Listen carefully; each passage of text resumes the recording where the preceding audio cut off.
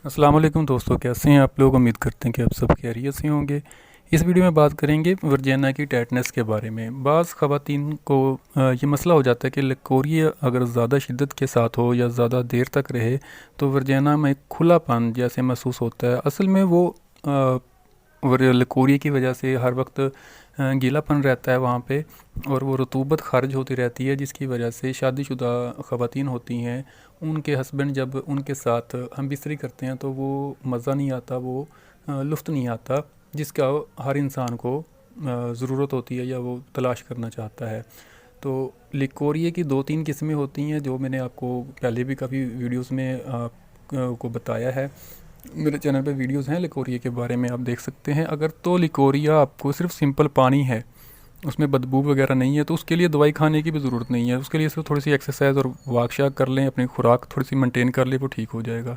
और दूसरा जो लिकोरिया जिसमें बदबू आती है, उसके लिए आपको मेडिसिन की ज़रूरत होती है।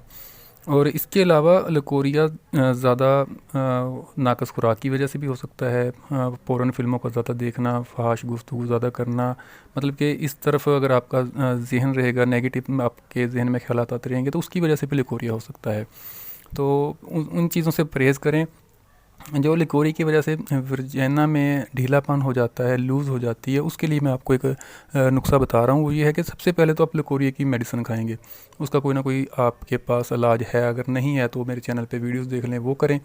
आपका जब लिकोरिया ख़त्म हो जाए तो उसके बाद 80% तो चांसेस हैं कि आपकी वर्जिना पहले वाली हालत में आ जाएगी, पहले वाली जो उसकी टेटनस होगी बरकरार हो जाएगी। और उसके साथ आप थोड़ा सा और काम कर लें कि फटकरी ले लें, उसको पानी में डालें, मिक्स करें, और दिन में जितनी बार भी वाशरूम जाती है लड़की या औरत जिसको भी ये मसला हो, वो उससे अपनी वर्जिना को धोए। दिन में 3 दफ़ा 4 दफ़ा धो ले तो 10-15 दिन में वर्जिना आपकी असल हालत में आ जाएगी। उसमें टेटनस उसी तरह होगी जैसे वो पहले थी। और इसके साथ एक और देसी जड़ी बूटी है असगंध नौगोरी। वो अगर 1 चम्मच सुबह और 1 शाम को खाएं तो उससे भी बहुत ज़्यादा रिज़ल्ट्स मिलते हैं टेटनस के हवाले से। अब असगंध नौगोरी के बारे में एक बात याद रखें कि ये जिस्म में मोटापा भी पैदा करती है, लेकिन मोटापा उसका उस वक्त पैदा होगा जब आप उसको उस बाकी चीज़ों के साथ खाएंगे। मसलन कि उसको किसी और चीज़ में इस्तेमाल करेंगे, जैसे कि पिस्ता है, काजू है, बादाम है। अगर ये साथ इस असगंध नौगरी की इस्तेमाल करेंगे तो वो जिस्म में मोटापा पैदा करता है। वो देसी जड़ी बूटी है, इसलिए अगर आप उसको तनहा इस्तेमाल करेंगे तो उसका कोई इतना साइड इफ़ेक्ट नहीं है, कोई मसला नहीं होता। ये सिर्फ जिस्म में खुश्की पैदा करती है क्योंकि वो खुश्क होती है। और अस्कर जो मर्दाना क़ुव्वत के नुस्खे होते हैं उनमें वो लाजमी जुज़ होता है।